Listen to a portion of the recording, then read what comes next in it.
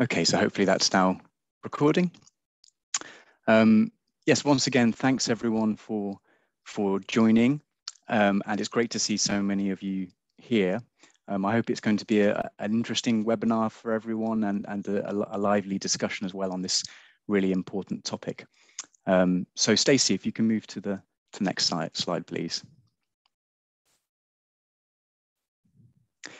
So a reminder today that the meeting is being translated. So on your Zoom account, you should have the interpretation function, and there you can select English or Ukrainian, and you should be able to hear a slight bit of the original audio, and you can mute that in the third step there as well.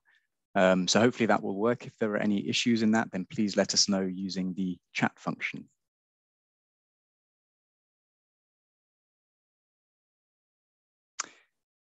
Great, and Stacey, if you can move to the next slide.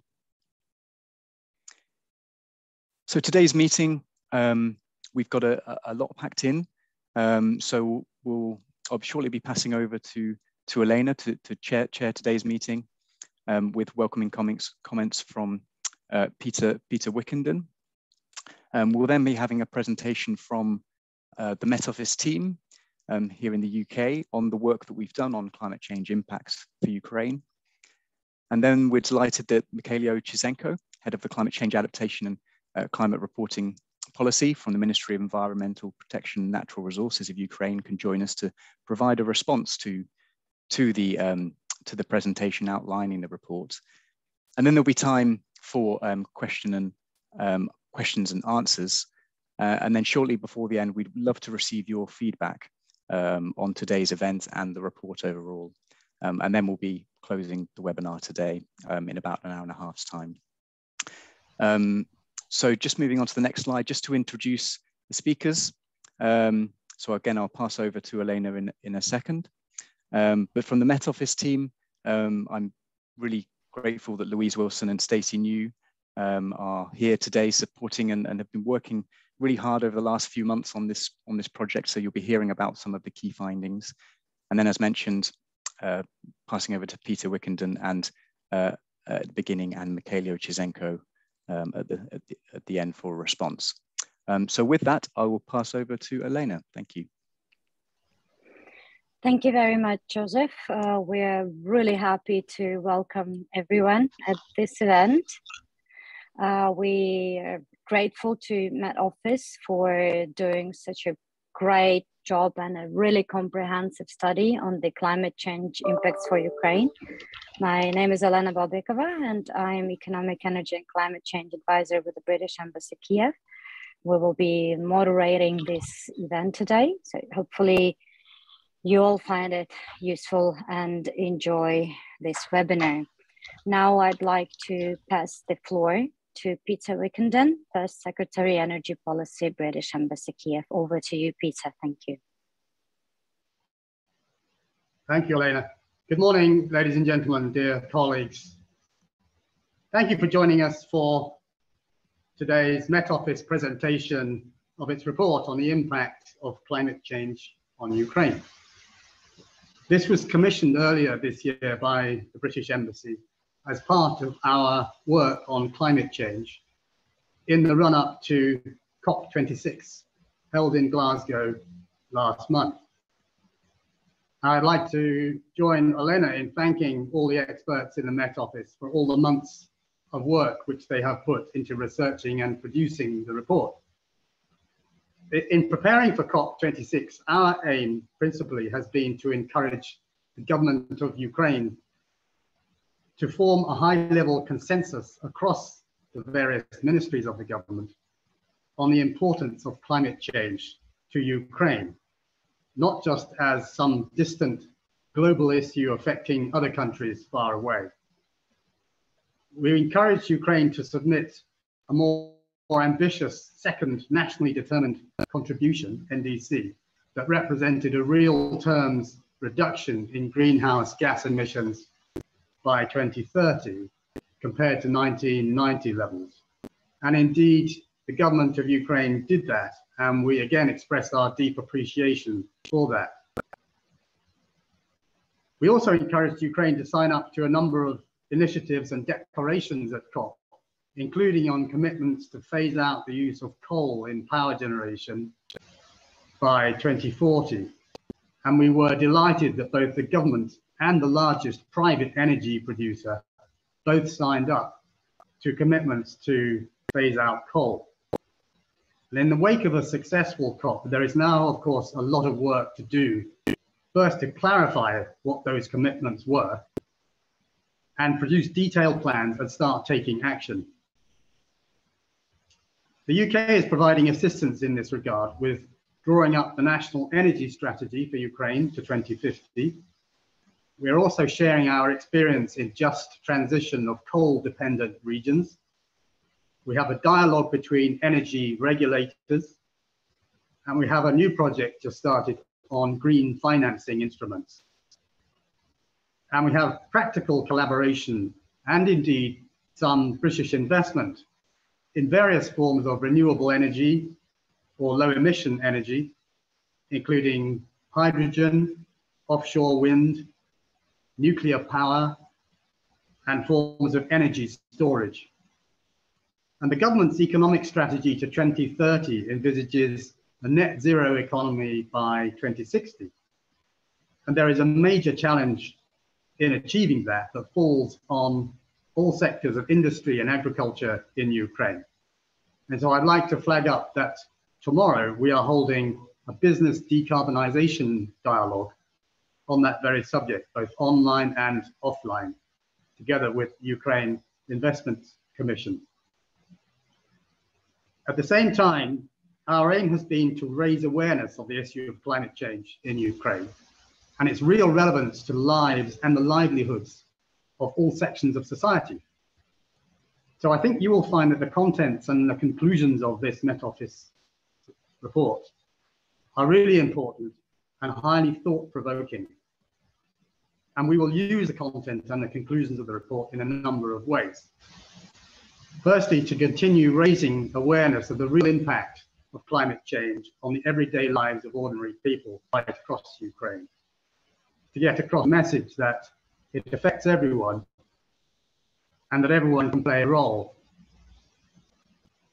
However insignificant they might think it is in reducing greenhouse gas emissions, saving energy, reducing unnecessary consumption, repairing things or recycling rather than buying new stuff, participating in a circular economy, and even in changing the ways that we move around, or even changing our diet.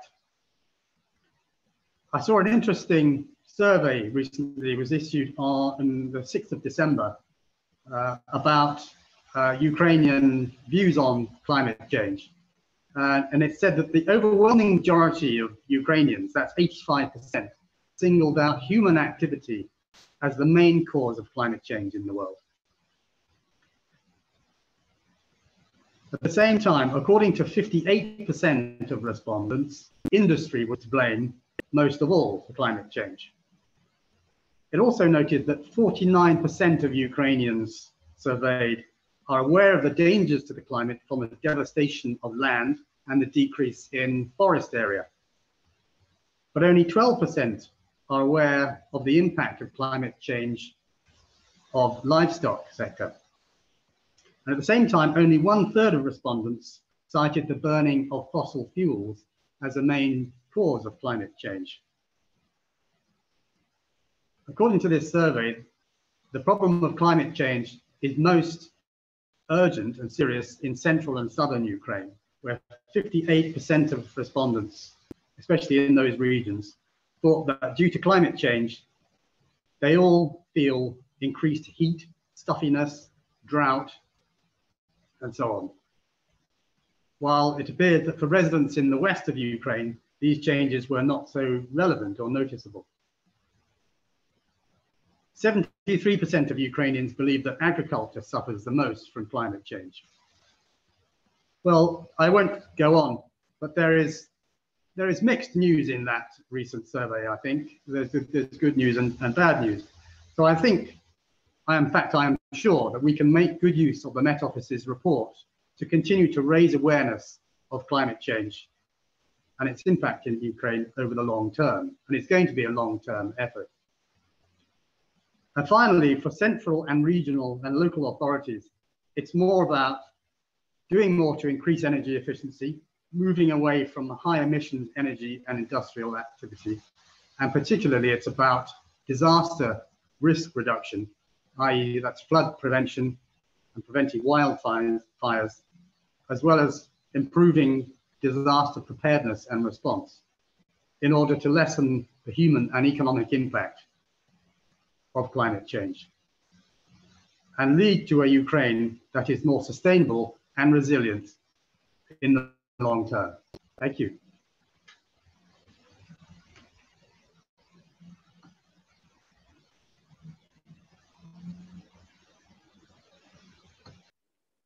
Thank you, Peter. I think it's over to Joseph and Met Office colleagues now. Thank you. Great, thank you so much. And thank you for those opening comments, Peter. And some of the perceptions and some of the awareness of climate change certainly aligns with the impacts that we've looked at in the report and some of the regions that are more vulnerable to climate change going forward. So thank you for that. And I'll now pass over to Louise Wilson, who's a senior scientist in the International Climate Services team at the Met Office, who's been mainly leading this work and has been instrumental in the report. So Louise, thanks, and over to you.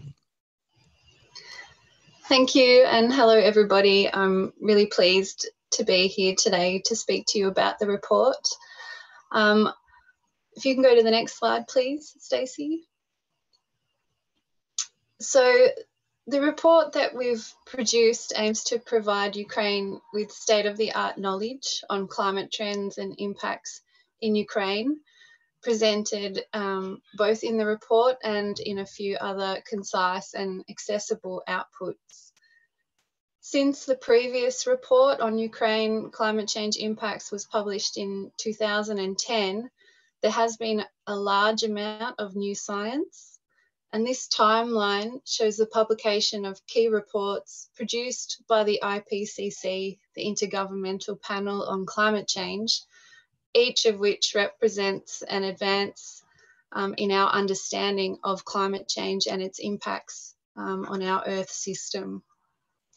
So this new report draws upon all of this literature, including special reports on impacts in 2018, as well as available information from Working Group 1 of the recently released 6th assessment report, which was released just ahead of COP26. Working Group 1 focuses on the science of climate change and our understanding of processes and how greenhouse gas concentrations affect our Earth system. In February, the report from Working Group 2 of the IPCC 6th assessment report will be released. And this focuses more on impacts and adaptation and will be of interest for Ukraine as well. Next slide, please. So how are climate projections made and what have the advances been since 2010? Climate models are simulations of the Earth atmosphere system, which are forced by scenarios of atmospheric greenhouse gas concentrations. And these give us examples or future projections of how the climate system might respond to different levels of atmospheric greenhouse gases. Since 2010, the number of these simulations has grown enormously, and the resolution of the simulations has become more detailed, which provides us with improved information about the climate's responses to rising greenhouse gas concentrations in the atmosphere.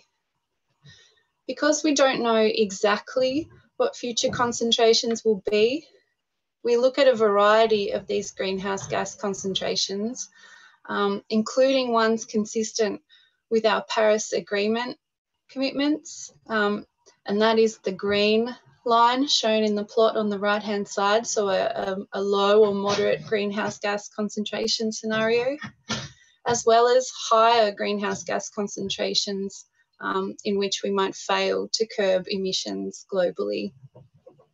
Next slide, please. For this report, at the Met Office, we've looked at these sets of projections and we've analysed them to produce climate change information specifically for Ukraine.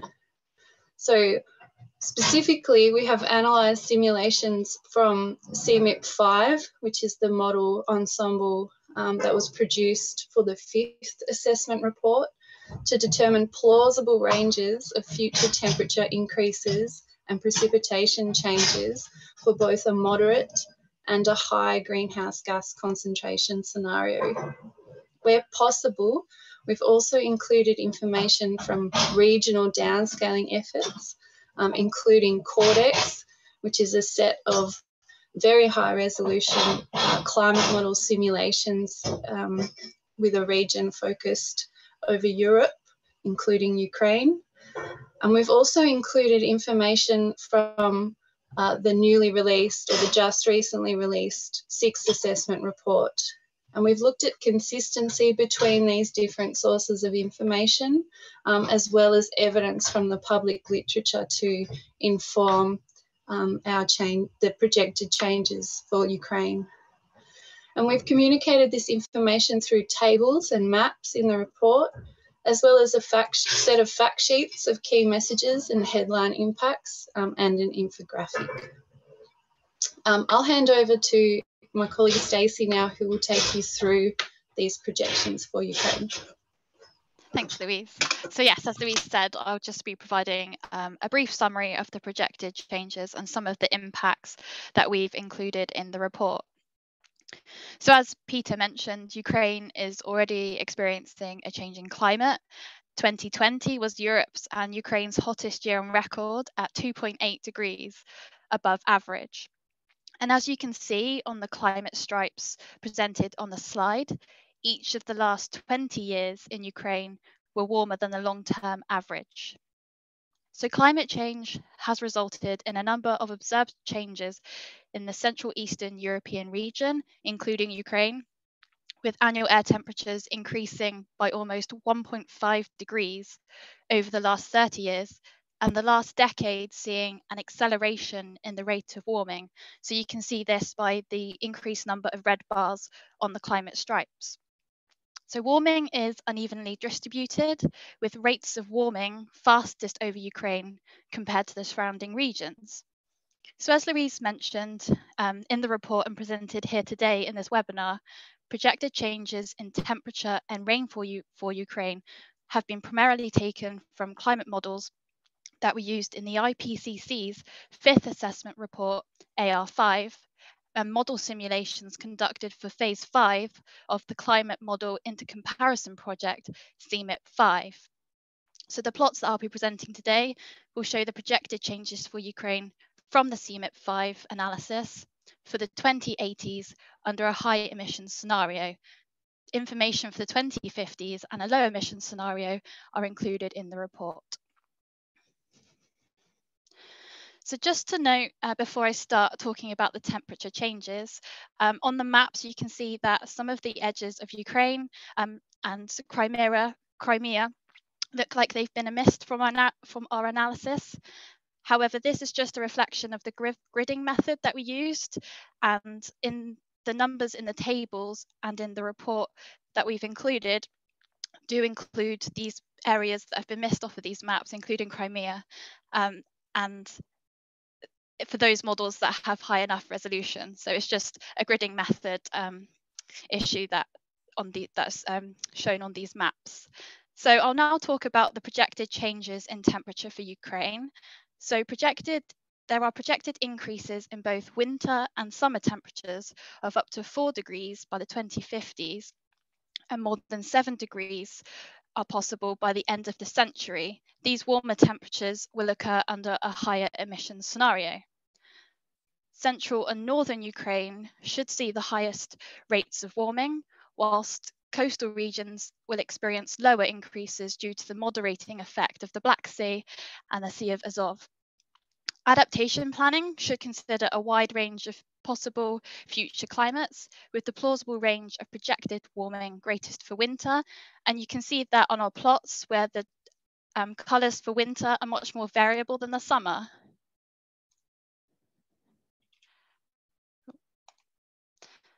So I've included here a few headlines taken from online newspaper articles that just show that Ukraine and Europe are already experiencing these extreme temperatures.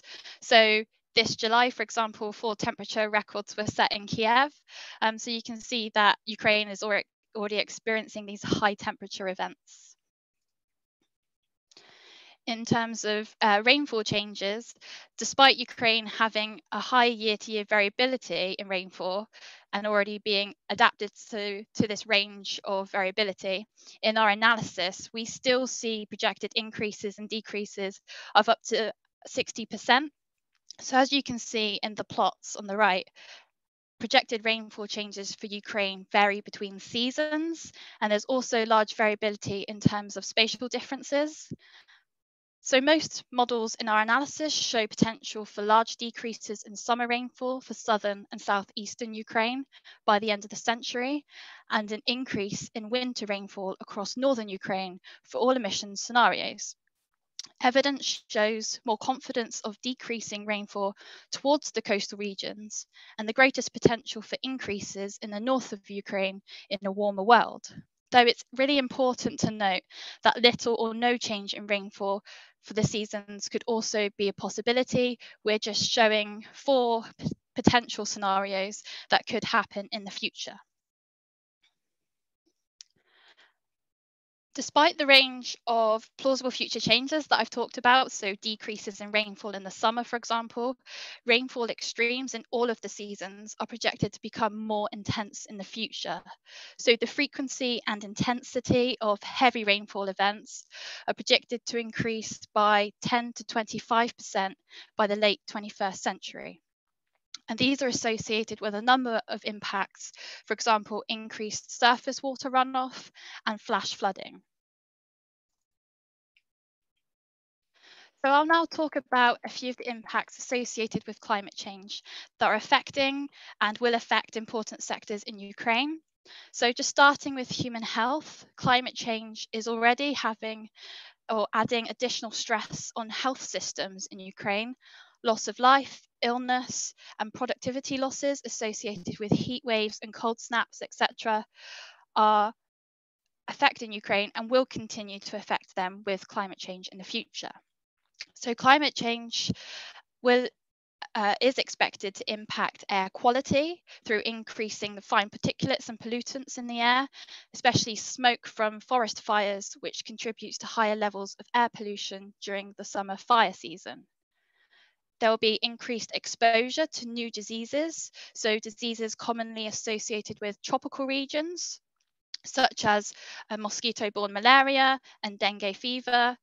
And we'll see these move into new regions as climate zones shift with increasing temperature.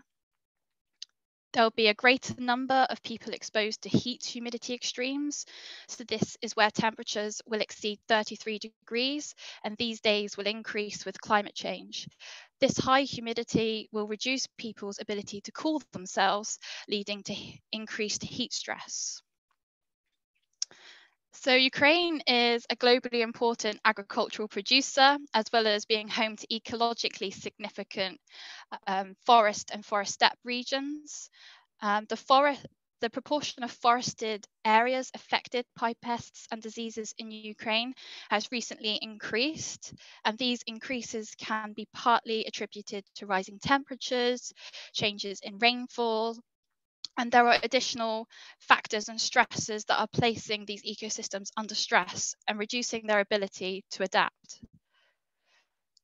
We've seen recently increased frequency and severity of wildfires. Deforestation and increasing temperatures have been linked to this increased fire risk, and fires are occurring more often and are more severe. Fire risk will continue to increase in the future as we see temperatures rise, particularly in those scenarios where summer rainfall is decreasing. And these fires are occurring in areas that are particularly not used to wildfires, so they're not well adapted to this impact. Warmer temperatures threatening marine ecosystems. So we're seeing areas such as the Black Sea and the Sea of Azov are under threat from climate change, and waters have warmed by more than 1 degree in the last 20 years. And under a high greenhouse gas concentration scenario, warming of up to 5 degrees is possible by the end of the 21st century, further threatening these marine ecosystems. And then lastly, agriculture. As Peter mentioned, this is a very important sector in Ukraine, and Ukraine is an important exporter of grain, especially wheat and other agricultural goods to Europe and also the rest of the world. So increasing temperatures and projected increases in winter season rainfall may actually increase productivity of agricultural production. However, increasing temperatures and projected decreases in summer rainfall are likely to result in increasing aridity and heat stress, negatively affecting agriculture. Therefore, it's important to consider that even though I've mentioned the potential benefits to the agricultural sector, these may be outweighed once important warming thresholds for individual crops are exceeded. So under a warming climate, there may also be increased frequency of heat extremes, and these combined with the increase in frequency and severity of droughts, particularly in the south, could have a negative impact on the overall productivity in the agricultural sector. So I will now hand over to my colleague Joe, who will discuss some of the recommendations that we've included in the report. That's great. Thanks very much, Stacey. And just to highlight that the impacts and the changes that we've briefly shown you today, it really is a subset of the much larger problem that climate change presents. These impacts will be felt across all areas of society, and indeed are being felt across all areas of society. And certainly our report doesn't aim to cover these in any exhaustive detail. And there's a lot of work that's needed in this space. So one of the key parts of the report is towards the end discussing other initiatives that are related to the work we're doing, and crucially recommendations as well. And for example, on other work that's going on, we know that the Ministry of Environmental Protection and the World Bank and the Ukraine Hydrometeorological Institute and other research institutes have been involved in other detailed studies of climate change and consequences for Ukraine. And our project is running in parallel. So all of this evidence, all of this work really aims to support the government of Ukraine and people, and especially with the new national environmental security and climate change adaptation strategy. So we hope that our work contributes to this wider effort to provide the underpinning evidence for mitigation and adaptation action. And we know from the COVID-19 pandemic that evidence, reliable and timely evidence, is so important for making informed choices that profoundly affect on society. So moving on to our three main recommendations. And thanks, Stacey. So our first recommendation really is that this report, along with other work that's happening, helps inspire evidence-based adaptation action.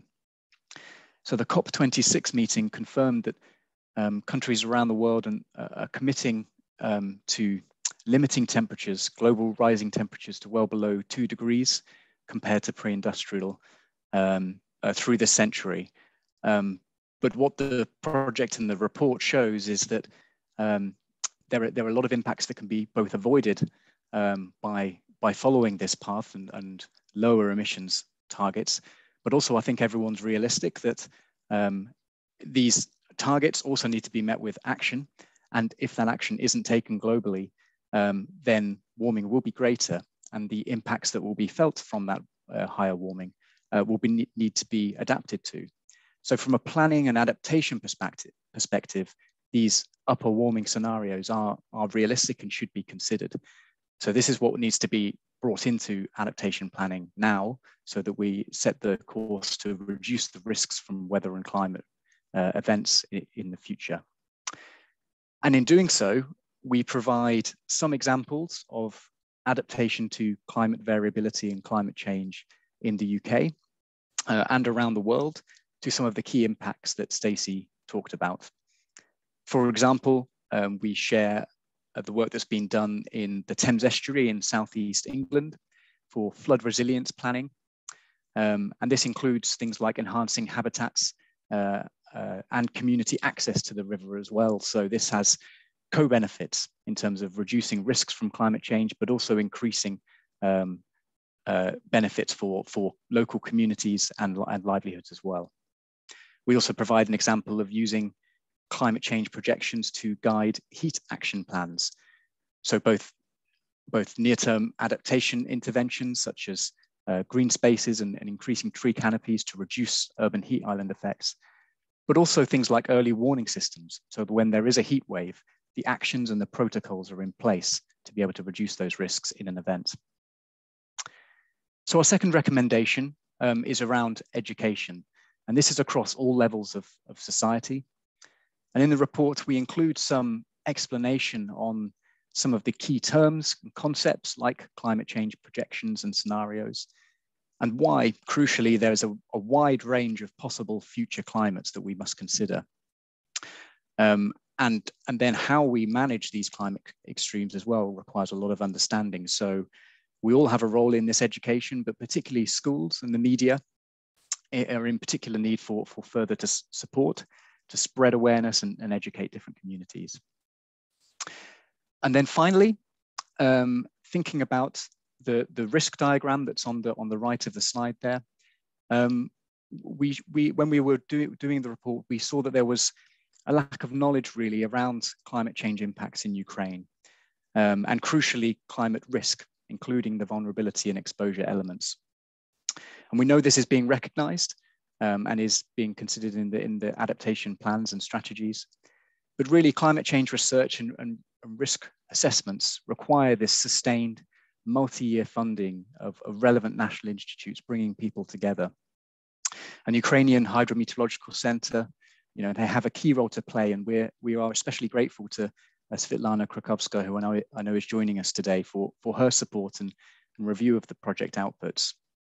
And organizations working together is absolutely key to addressing the remaining knowledge gaps and supporting policymakers and decision makers at both national and local levels. So that brings an end to our presentation of the report and the key findings. I'm now going to pass back to Elena in a second for the next part of the webinar. But just before doing that, I wanted to highlight that for information and access to the reports, we now have a project webpage, which is provided there, and we can put that link into the chat as well, and an email address as well for contacting us if you'd like to find out more. So yes, thanks very much, and Elena, over to you. Thank you very much, Joe. Really impressive outcomes and the research done. So we have today with us representatives from the Ministry of Environment, and I'd like to pass the floor for a few words, remarks, if you will, to Mykhailo Chyzhenko, Head of the Climate Change Adaptation and Climate Reporting Policy. Михайло, хочу передати вам слово. Чи ви з нами на зв'язку?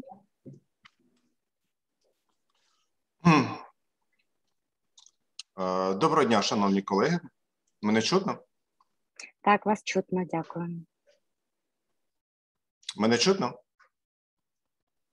Так, вас чутно, Михайло. По-перше, я хотів би подякувати нашим британським колегам. Всі, хто приєднався сьогодні до цієї події, чудово розуміють, що сьогодні була презентована оновлена редакція, скажімо так, тієї першої роботи, яка була представлена ще досить років назад. І ви знаєте, я сьогодні пішов в свої архіви, і ось така перша робота. Це якраз 2010 рік, це перше дослідження, яке було тоді презентовано. І ви знаєте, от коли я дивився на цю доповідь і згадав той 10-й рік, і є що оцінити, які великі зміни трапилися за ці 10 років. Найголовніша зміна полягає в тому, що тоді от все, що писалося в цій доповіді, воно сприймалося більше як теоретичні дослідження. Усвідомлення проблематики зміни клімату, особливо питання адаптації зміни клімату, 10 років назад, знову ж таки, було на такому, я б сказав, теоретичному рівні. Пройшло 10 років, і я можу сказати, що усвідомлення проблематики в Україні різко змінилося, причому в позитивному напрямку. Причому це стосується не тільки науки, вона і тоді говорила про це, не тільки громадськості, а головне місцевої і центральної виконавчої влади. Ще навіть 5 років назад, коли приймалася Паризька угода, не було того, що є вже зараз. І це дуже добре. Можливо, не так швидко це усвідомлення відбувається, як хотілося б, але воно є. І ті кроки, які здійснюються на державному рівні, вони говорять про те, що є політична воля рухатися в правильному напрямку. Коли сьогодні презентували рекомендації до цього дослідження, до цього звіту, 3 ключові напрямки були представлені. Хочу одразу сказати, напрямок адаптація. За останні 2 роки зроблено, ну, скажімо так, немало. Звичайно, не стільки, як хотілося, але тим не менше. Ви знаєте, прийнята стратегія адаптації з операційним планом, дуже конкретно. Наразі реалізуються, ну, я б сказав, дуже класні проекти, які допомагають розробити регіональні стратегії адаптації, плани заходів з їх реалізації в окремих областях. І якраз вчора у нас була велика зустріч з цього приводу. Я сподіваюся, десь через декілька місяців ми зможемо опублікувати і обговорити методику того, як це планування треба робити. Вже сьогодні згадували про, наприклад, дослідження Світового банку. Хочу сказати, за тиждень ми презентуємо його. Тут є представники від української сторони, та ж пані Світлана Краковська, Віра Балабок, які приймали активну участь в цьому дослідженні. Це вже питання, так би мовити, наукового обґрунтування діяльності з питань зміни клімату і адаптації до нього. І тому ми запрошуємо всіх на цю презентацію. Вона дуже багато в чому. Ви знаєте, от я дивився цей звіт, який презентований був британською стороною, і я вже знаю попередні результати звіту з Світового банку. Збігаються висновки, збігаються прогнози. І це дуже добре, коли ти отримуєш інформацію з різних джерел, яка підтверджує ті висновки, про які науковцям вже давно відомо. Що стосується науки, також хочу сказати, що наразі на завершальній стадії знаходиться проект акту Кабінету міністрів щодо розроблення загальнодержавної цільової наукової технічної програми у сфері зміни клімату.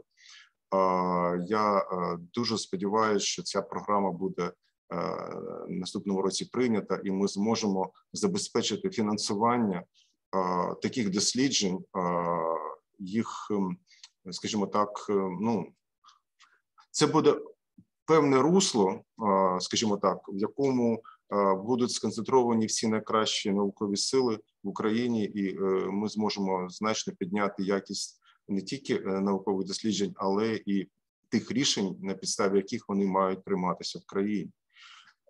Тобто, я не хочу сказати, що у нас все дуже настільки класно, що ми вже там маємо заспокоїтися. Ні, але ми рухаємося в правильному напрямку. І я дуже сподіваюся, що ті всі проекти, які є на сьогодні, в тому числі і сьогоднішнє дослідження, вони будуть в одному напрямку, вони будуть допомагати нам і, головне, ще більше дозволять усвідомити, що це не теоретична проблема, що це не є якась загроза в далекому майбутньому, це вже те, що є зараз, і ті проблеми, які вже зараз потрібно вирішувати. Ще раз дякую британській стороні за цю роботу. Також дуже хотів би подякувати представникам і посольства Британії за ту плідну роботу, яка у нас була спільна в рамках підготовки до проведення конференції сторін в Глазго. І побажати всього вам найкращого, не хворійте, будьте здорові і всім нам всього найкращого в майбутньому і гарної співпраці. Ще раз дякую за цю роботу від імені міністерства і сподіваюся, що залишаю час для обговорення, для того, щоб задали питання, тому що дійсно робота цікава. Ще раз вам велике спасибі. Дякую. Дуже дякуємо, Михайло, за ці коментарі. Дякуємо Міністерству захисту довкілля за ті кроки, які ви робите в боротьбі зі зміною клімату, за ті проекти, про які ви згадали, і за підтримку тих проєктів, які ми зі свого боку також раді підтримати. Тішимося, що їх результати можуть бути корисними для всіх, звісно, для країни і для кожного з нас. Зараз, як Михайло згадав, я б хотіла відкрити частину нашого вебінару, де всі можуть поставити питання.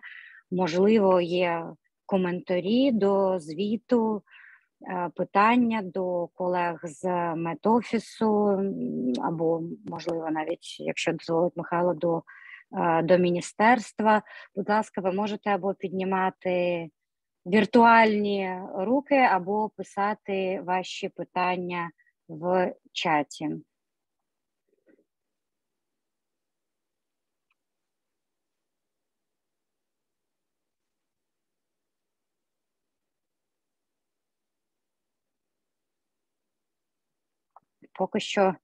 Поки що не бачу рук. Будь ласка, колеги, якщо є що відкоментувати, можливо, у колег, які брали участь з української сторони в формуванні звіту, є коментарі. Залюбки послухаємо.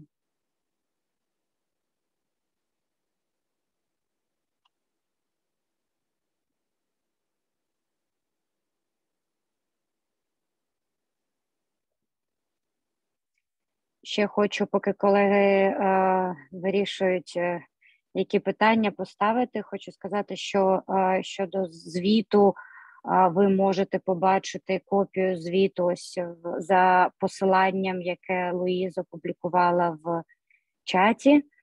Там є повний звіт і результати проєкту. Будь ласка, знайомтесь. І скопіюєте, звісно, посилання, яким ви можете ознайомитися зі звітом. Так, будь ласка, пані Світлана Краковська.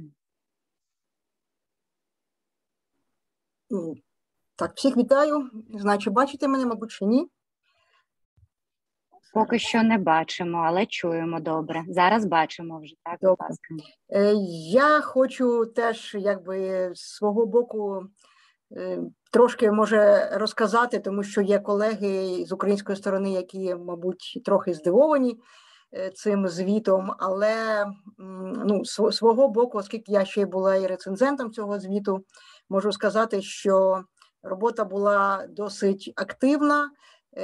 Автори звіту дослухалися. У нас на початку, коли ще тільки починали автори якби працювати над звітом, була дуже гарна подія, коли українські науковці мали можливість долучитися і поставити і питання, і проблеми розказати, які є в Україні, бо відомо, що Україна – це велика країна в світі, і в нас зміни клімату відбуваються по-різному, і вплив цих змін клімату по-різному також відбувається.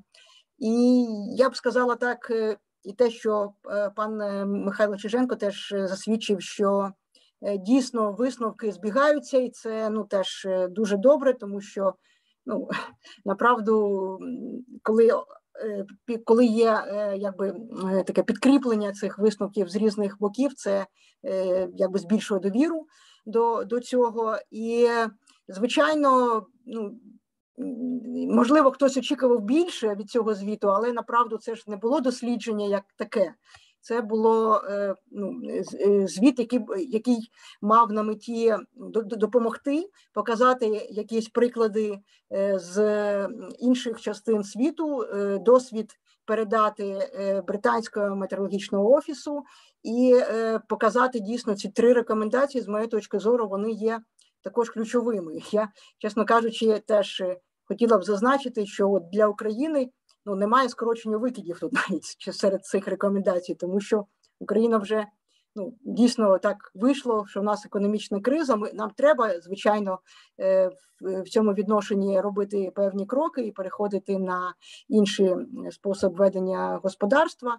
Але те, що нам треба проводити більше досліджень і більше дійсно освіти для всіх рівнів, це очевидно, я це відчувала на собі, бо я теж почала працювати в цій тематиці ще десь у 2007-2008 році, і, звичайно, це просто значна зміна в сприйнятті цієї проблематики в суспільстві, і це дуже велика така заслуга всіх, хто працював тут, і наразі дійсно ми маємо в руках тепер інструменти, з якими ми можемо досягти нашої мети адаптації до зміни клімату, тому що, звичайно, саме вона вже відбувається. Зміна клімату відбулася, вплив ми відчуваємо по-різному, і нам тепер дійсно без адаптації ніяк. Оцінка ризиків в нас дійсно ще на дуже такому початковому стані в Україні перебуває, і для цього нам можливо теж буде потрібна допомога різна, і не тільки фінансова взагалі-то. Тобто я наразі виступаю як представниця взагалі-то науково-дослідної установи нашої лабораторії прикладної кліматології. Ми знаємо, що робити, і я впевнена, що надалі ці кроки ми будемо робити. І хочу ще раз подякувати авторам за те, що дослухалися до нас, і я впевнена, що це нам допоможе переконати, можливо, когось там десь в вищих шаблях, скажімо так, на те, що дійсно цьому треба приділяти більше уваги. Пані Світлано, дякую. У мене до вас тоді на правах модератора буде питання, але, звісно, хотіла б подякувати за те, що долучились, за ваш внесок до цього звіту. Вважаємо, що дуже добре, що науковці з українського боку також долучились до такої ґрунтовної роботи. І в мене питання, як ви вважаєте, наскільки сьогодні українські саме науковці залучені до питання боротьби зі зміною клімату, і що потрібно, щоб вони залучались більше і щоб було більш послідовне, так, наукове, побудова наукового підґрунтя для таких активностей, для вибудовування заходів для боротьби зі зміною клімату? Дякую. Да, гарне питання, направду не дуже просте, якщо чесно. Тобто сказати, що в нас немає можливості, я так не можу, в нас є можливість все це робити. Чого нам, скажімо, не вистачає рук, голів, в принципі, часу теж, бо зміни відбуваються дуже швидко, і ці заходи треба теж робити швидко, а в нас ми вже відстаємо в тому, щоб оцінювати оці ризики. У нас дійсно є таке певне відставання. Інколи немає розуміння, що в нас його нема, бо в нас інколи прямо там вимагають, дайте нам цю оцінку ризиків. І важко пояснити, направду, що ми ще не можемо це зробити для України на такому достатньо науково обґрунтованому рівні. Тому, звичайно, все це впирається направду в фінансування також, тому що, звичайно, коли є фінансування, тоді легше залучати і кадри, легше їх готувати. Інша якби проблема, яка існує в Україні, яка мабуть, скоро буде в нас, це те, що стосується моніторингу і вимірів взагалі. І це дуже складна проблема, я навіть не хочу про неї говорити, це краще питати в тих, хто відповідає за цю систему моніторингу, бо там я знаю, що дуже великі проблеми з обладнанням застарілим, і світ рухається, і є інші методи, інші прилади, яких в нас немає, на жаль. Десь так, я окреслила приблизно, то багато роботи. Дуже дякуємо. У нас є питання в чаті від Наталі Пустинник до колег з медофісу. Питання наступне. Тобто моделювання відбувалось за 3 сценаріями RCP 2.6, 4.5 і 8.5. Joe or Stacey or Louise, could you perhaps answer the question? So it is whether the modeling has been carried according to 3 scenarios, RCP 2.6, 4.5, 8.5. Дякую. Thanks very much for the question. Maybe I'll pass over to Louise in a second, but just to say that the scope of this report was to support wider efforts, as Svetlana said, and synthesize current information. And so we considered a range of scenarios and also considered the more recent climate projections that were underpinning the latest IPCC assessment. So we didn't limit our synthesis of knowledge to particular simulations or particular scenarios, but we looked at the breadth. But maybe I'll pass over to Louise or Stacey to give a bit more specifics on the scenarios that are included in some of the detailed information. Yeah, thanks, Joe. So just to add to what Joe said, in the report you'll find projections from RCP 8.5 and RCP 4.5. There's only a very small reference to projected changes under RCP 2.6 in the report, and there's a couple of reasons for that, which I'll explain right now.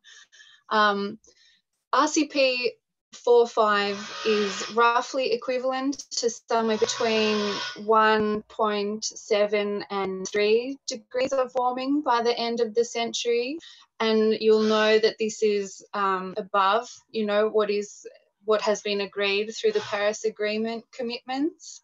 And so understanding projected changes for RCP 2.6 is really important for understanding where it is important to act to meet those agreements.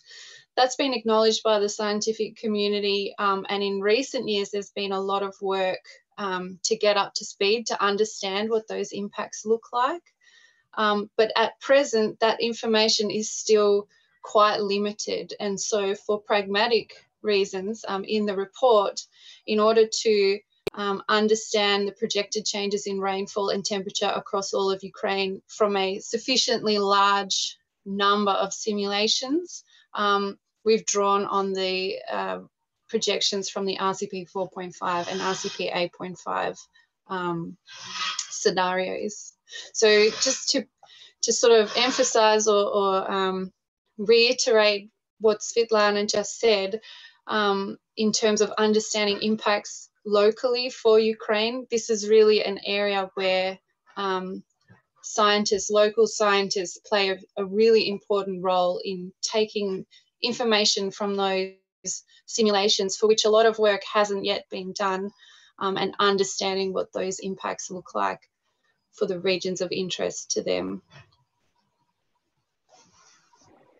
Thank you very much. Дуже дякую. We have a question from the audience. Андрій Демиденко has a question. Будь ласка, пане Андрію. Дякую. Я хотів би не стільки питання, скільки додатися до відповіді пані Світлани. як представник теж академічної науки, і сказати, що моделювання, я займаюся розробкою систем підтримки прийняття рішення. Ми займаємося, скажімо так, і, зокрема, в цій галузі. І ваше питання – чудовий приклад того, що треба міняти науковцями. Не тільки моніторинг, це дуже важливо. Міняти треба парадигму. Згадайте, як ви спитали питання. Скажіть, що українські науковці роблять для боротьби зі зміною клімату? Так треба не забувати, що нам потрібна не боротьба зі зміною клімату тільки, а боротьба зі зміною клімату та його наслідками. А слово наслідки весь час забувають. І тому вся адаптація вилітає в трубу. Ось цю парадигму треба міняти всім, на всіх рівнях. І цим займається, зокрема, та академічна наука, яку я представляю. Я просто хотів звернути спеціально на це увагу, що не тільки залізом, а зміною парадигми, особливо в випадку боротьби зі зміною клімату та його наслідками. Бо зміна клімату, зміна викидів дасться в знаки за 100 років або за 50. А от адаптація, вона допомагає боротися з наслідками вже сьогодні. Подивіться, що трапилося цього літа в Німеччині. Класичний приклад. Зокрема, в Великобританії, яка також потерпала від таких самих питань. Але коли повторюються такі обговорення, всі кажуть, треба боротися з зміною клімату. Наскільки ви знизили викиди? Це важливо, але за 100 років. А це потрібно зараз. Оця зміна парадигми – це теж завдання академічної науки. І не тільки моніторинг. І я хочу приєднатися до слів Світлани. Вона згадувала, і ви згадували, про звіти IPCC, зокрема наукові. Останній раз ми слухали цей звіт, і головна була ідея, а як це пояснити нашим урядовцям? Це дуже складна наука. І дуже складно пояснювати такі речі людям, які не розуміють цієї складної. Але треба, бо інакше будуть такі питання, які ви, шановна пані, задала. Всі будуть думати, що головне питання – це боротьба з викидами. А виявляється, ні. Я дуже дякую за цей звіт, який представили, і дуже дякую особливо за цю дискусію. Ті люди, які сидять і слухають, ми вже, як пан Chyzhenko каже, я багато років теж слідкую за цими звітами. Парадигма міняється, але дуже повільно, і на це треба звертати увагу. Дякую дуже. Дякую дуже, пане Андрію. Звісно, ми не можемо забувати про адаптацію та про наслідки, які зміна клімату несе з собою. Тому і цей звіт, тому і інші проекти, які підтримуються, які розробляються. Це дуже важливо. Дякуємо за ваш коментар. Маємо ще одне питання в чаті. We have another question in chat from Andrew. Does the report make an assessment of the economic impact of climate change under the various scenarios? Which sectors are most likely to be affected, to what extent, and how best to adapt? Well, that's a very complex question. Maybe Stacey would like to respond, or colleagues from that office, please. Maybe I can take the first part, and then Stacey take the part on the sectors. And Louise, feel free to comment as well. But what we didn't do was do a widespread economic assessment of climate change impacts in this report.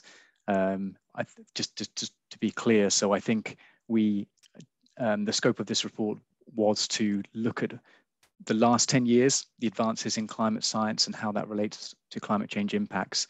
Of course, an economic impact assessment is absolutely key. And if there was a fourth recommendation, perhaps that would be one. And that's an area which I think, conscious of the work that's been done in the UK and elsewhere, is really important to driving action. And that's not to say there isn't information about economic impacts in the report. And some of the climate change impacts that have been experienced recently have certainly had sort of economic, significant economic impacts from recent extremes. But that's not something we comprehensively assessed. Louise, I don't know if you want to comment more on that before moving to the second part of the question. Yeah, thanks, Joe. I would just add that there is there's good evidence and good understanding that to pick up on the previous Andri's comments, that actions that we take now to build resilience to future changes and adaptation actions that we take now that require investment, perhaps in new physical infrastructure now, or in education and engagement programs, which also require investment to achieve future benefits, to build future resilience, can also have benefits now. So an example in the UK, which we have included in the report, is as part of the resilience building along the Thames River to flooding, there has been a significant investment in upgrading the flood defences, and this has been combined with a conscious effort to make those areas of the river more culturally and socially pleasing. So there's an immediate benefit for the local community in that those spaces now become much nicer to use, which has the sort of rolling on benefit of the community then values, those spaces and those places, which builds support, for the longer term adaptation piece. So I think that there's definitely, there's a challenge, in convincing people that we need to act now to adapt and become resilient to expected future changes, but those investments can have real benefits that can be realised in the immediate term. Thank you very much. We have another question from Василь Конищук. Пане Василю, будь ласка, слово вам. Доброго дня, мене чути? Так, вас чути. Я представляю Інститут агроекології і природокористування, Національна академія аграрних наук України, доктор біологічних наук, професор. Мене цікавить, колеги правильно сказали щодо стратегій адаптації, які, можливо, сценарії розглядаються щодо збереження найбільш вразливих екосистем, мається на увазі водно-болотні угіддя, ветланди, оскільки Україна слабо забезпечена водними ресурсами, більша частина – це степова зона, зрозуміло, йде зрошення, але є проблема збереження біорізноманіття саме водно-болотних угідь, існує реальна загроза поширення інвазійних, адвентивних видів. Чи передбачаються якісь, можливо, рекомендації, методичні вказівки щодо збереження саме ветландів? Або ж їх адаптації у контексті змін клімату? Дякую.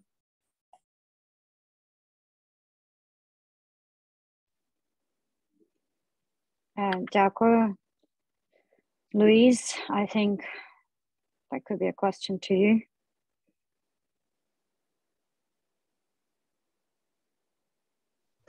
Thanks, Elena. Thanks also for the question. You're asking about what recommendations can be made to protect sensitive ecosystems like swamps, in which there's very delicately balanced plant and animal life, as well as I think broader issues around water security. And I guess the response to that is that adaptation needs to happen across several spheres and on several levels. There needs to be, a long-term view where those sensitive ecosystems are first of all understood. Do we understand clearly the risks to those ecosystems and what are the consequences, for different courses of action? And this is really where your expertise from your local academics, from your local knowledge is really crucial. Then you combine that knowledge with what we can expect to happen under climate change, and that then gives you a pathway forward for planning some sort of adaptation and resilience actions. We do know that for many sensitive ecosystems, it may not be possible, and it's probably unlikely that we will be able to preserve them as they are today. This is one of the costs of climate change and is something that does need to be communicated to the wider community as part of that narrative around what is at stake. And that's where bringing together sort of societal attitudes to regions which are culturally important, you know, nice holiday places, places such as in Ukraine where you have really rare mountain ecosystems, you know, can be brought together with what may be lost to build support for adaptation actions.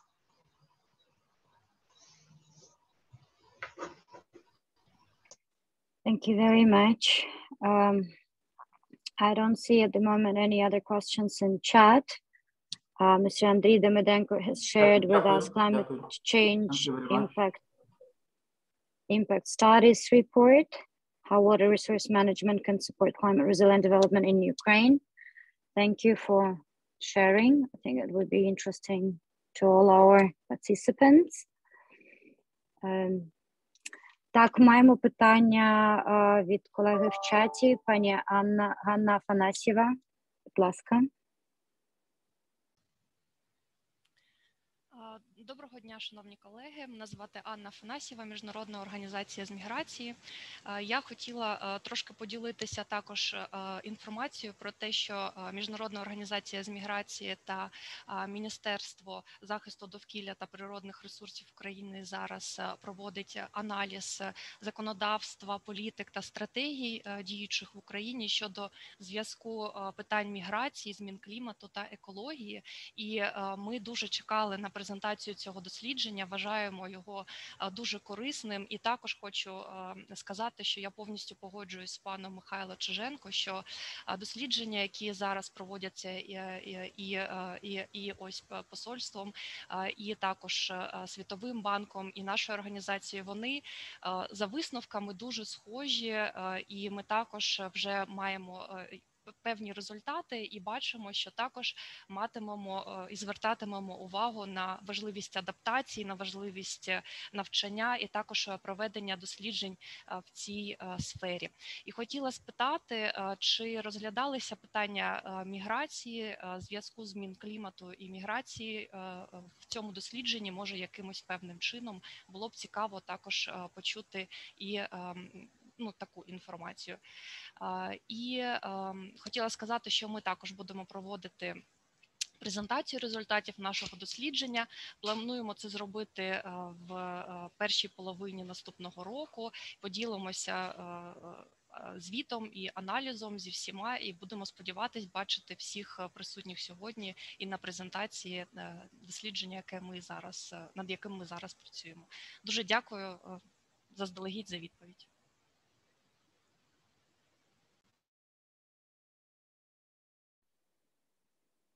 Дякуємо, Анна.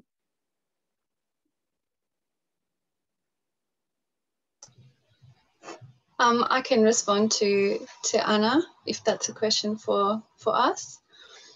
So we do touch on issues of, or I guess the effect of climate change on migration in the report. There have been several studies sort of looking globally and examining if there are links between climate change or natural disasters and migrations between countries. In the report, we do note that in Eastern Central Europe, there's a few factors which are contributing to economic migration, and that includes things like an aging population, displacement related to conflict. So the link between climate change impacts specifically for Ukraine and migration is not something that is explicit or anything like that in the literature. We do know that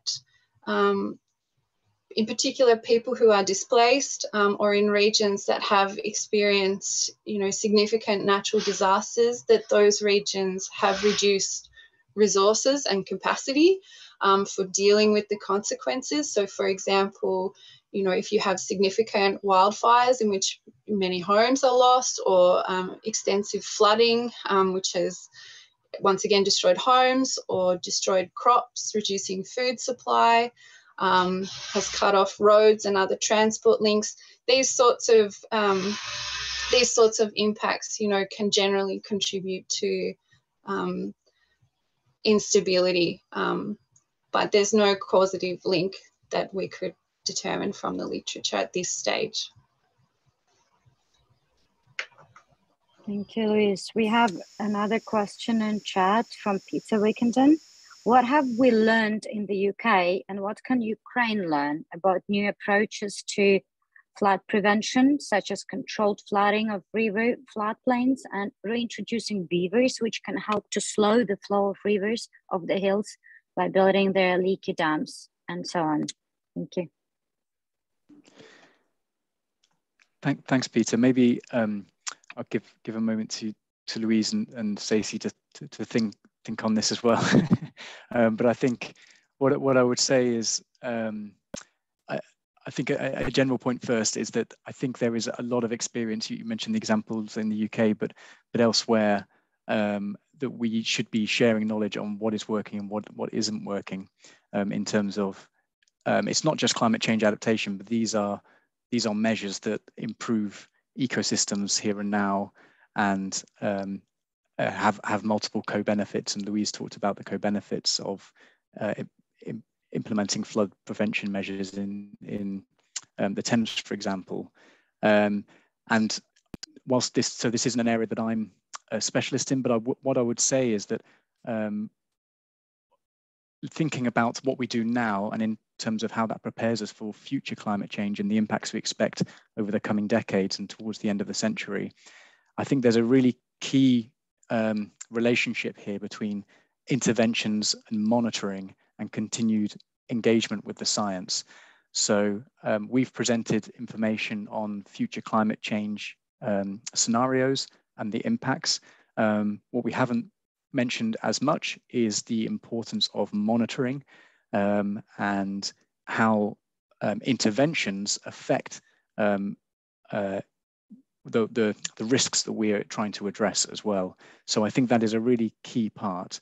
I know it doesn't completely answer your question, but I think it's something that we need to bring in here, is combining these sources of information. So we're thinking about today, the benefits we can seek for the next year and few years, and then thinking about the long-term plan as well, and how this contributes and crucially doesn't maladapt. So we're not adapting to a situation which in the future we're expecting differences, and we're actually making it more difficult to adapt in the future. But I don't know if Louise or Stacey wants to come in, or someone else. I'll just add one small point to what Joe said, and that is, as well as monitoring, is to have very regular and planned review cycles as well, so that your interventions that you have put in place, you know, it may be planning for the 1 in 50 year or the, you know, mid or late century changes, but you don't need to wait that long to do an assessment to see if what you have put in place is still appropriate.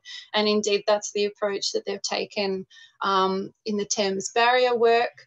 That is, the Thames Barrier plan is to ensure resilience through to the end of the century, but they do have, I believe it's 5 yearly reviews of, you know, against the latest science, to see that what has been put in place is still appropriate.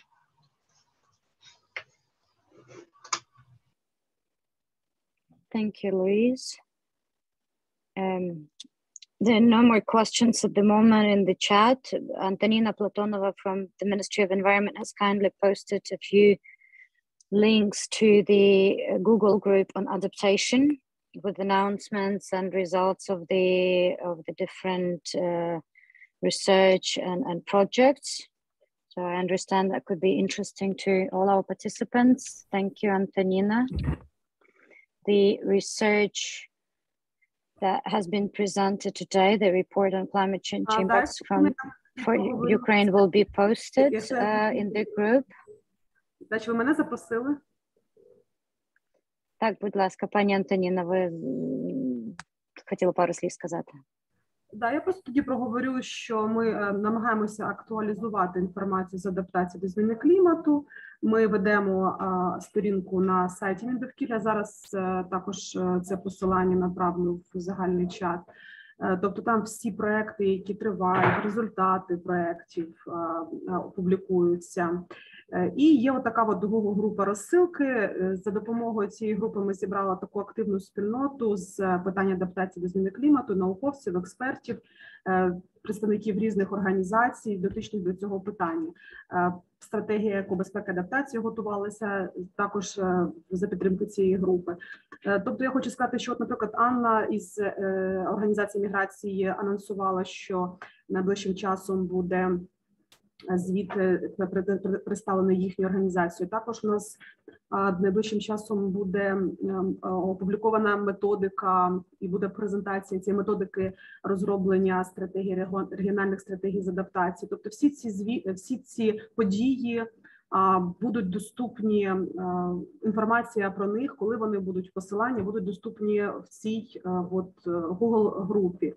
І, будь ласка, заходьте і долучайтеся. І якщо не встигаєте долучитися до презентації, то матеріали також будуть опубліковані і на сайті Міндовкілля, і в цій групі.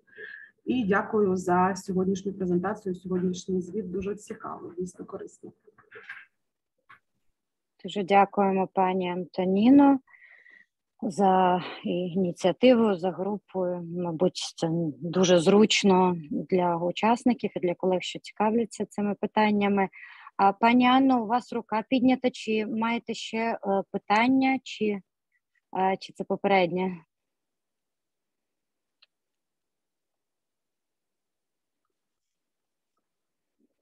Добре. Колеги, ми наближаємось до завершення сьогоднішнього вебінару. Чи будуть ще питання до колег з медофісу щодо звіту, чи, можливо, коментарі, побажання?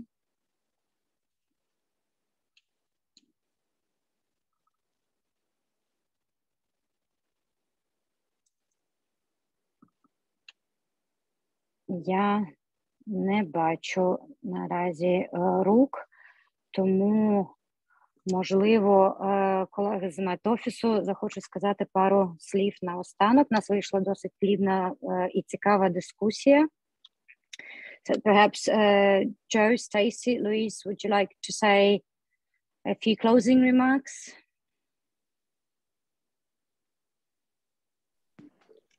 Yes, just to say, I think there was a hand, not a virtual hand, but I saw someone with the video and put their hand up. I don't know if that's... Yes, I asked Anna if that's the legacy hand or it's a new hand, but she didn't respond, so there is no more hand. I think it was a legacy hand. Ну, якщо дозволите, якщо дозволите. Так, пане Василю, будь ласка.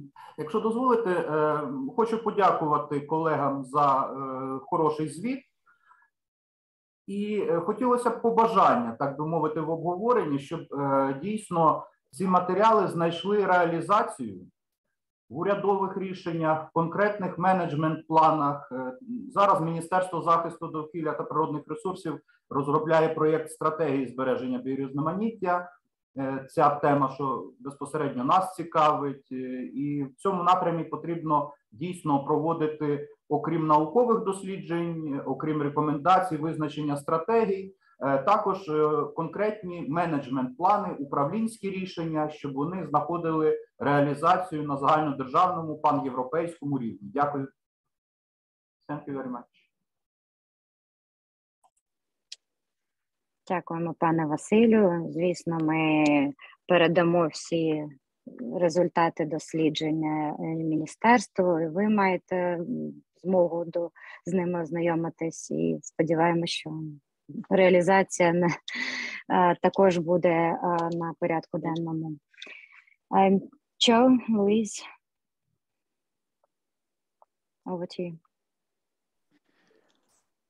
Thanks very much, Elena. And yeah, just to say, I think it's been a really interesting discussion and some challenging questions, which hopefully we can follow up on as well if you want to get in contact. But before closing, I did want to just raise a couple of questions for immediate feedback. So I'm going to paste a link into the chat. And so this should take you to a Slido set of questions. If that doesn't work, then go to slido.com and use the code 373236. I'll put that in there as well in the chat. And I'm going to start the first question, and you should be able to now see a question if you go to that link. So there are 3 questions. The first is, has the webinar been useful to you in your role in your work? The second we'll go to in a second is about your understanding of climate change impacts. And then the third will be an opportunity to highlight any gaps in your knowledge or organizations' knowledge about climate change and impacts. So hopefully you can go to that link. I just want to check, I don't know if Louise or Stacey can confirm that it works.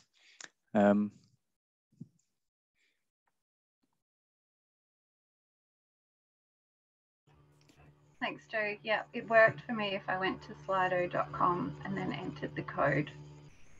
Yeah. Okay, great. So I'll give you a couple of moments. So hopefully when you get there, you should see 3 responses, which is yes, very useful, yes, somewhat useful, and then the third option is no, which is fine too.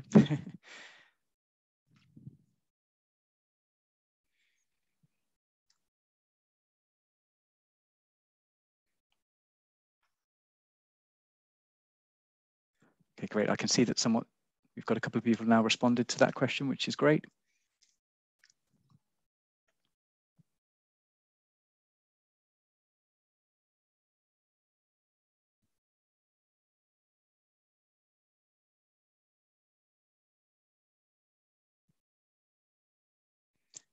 Just wait on a couple more responses before moving on to the next question.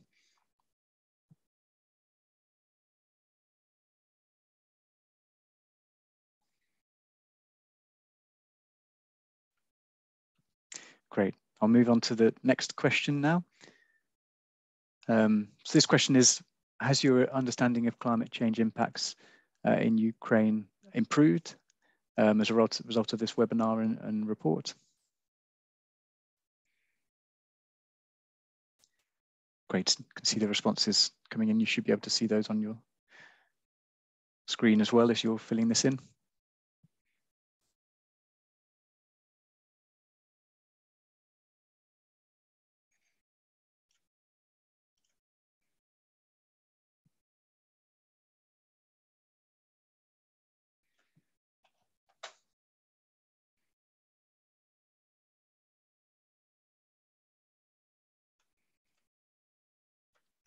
Okay, that's great. There's a few responses coming in now, so I'll give that another moment.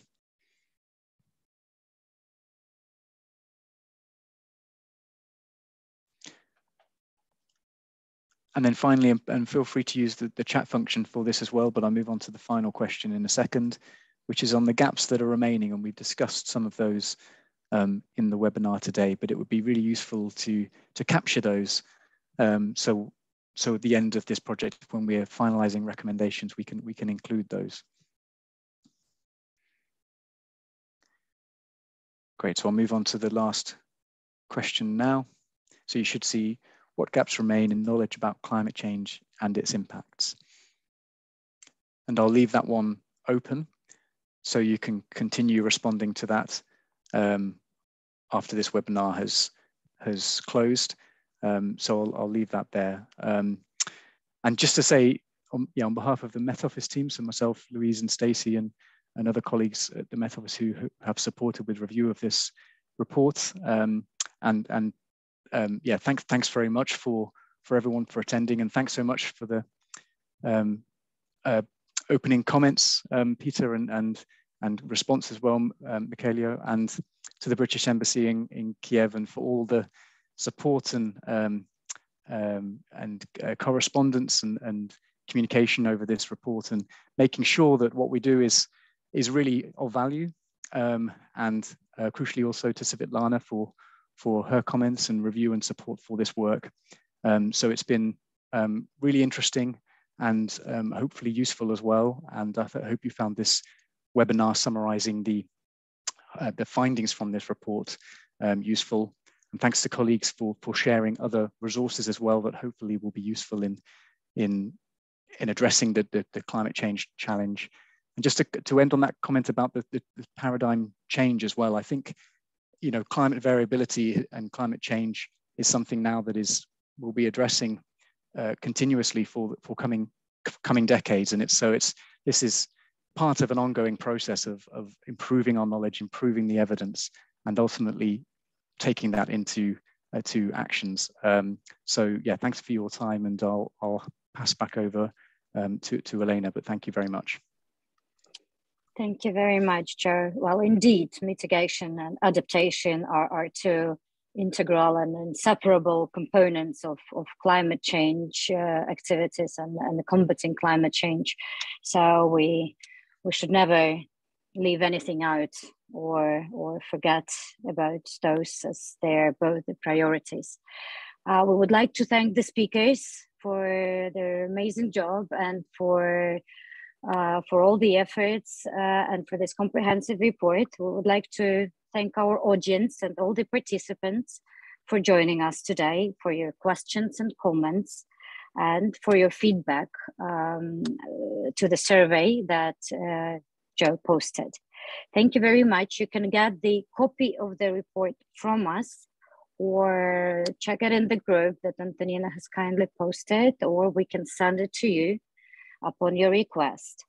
You can always get in touch with the British Embassy Kyiv or Met Office if you would like any further information. So please get in touch with us. Meanwhile, we really appreciate all the work done, and we are looking forward to stay in touch and to get involved in the new projects and ideas. I think it was really interesting and hopefully very useful to all of you. It definitely was for us.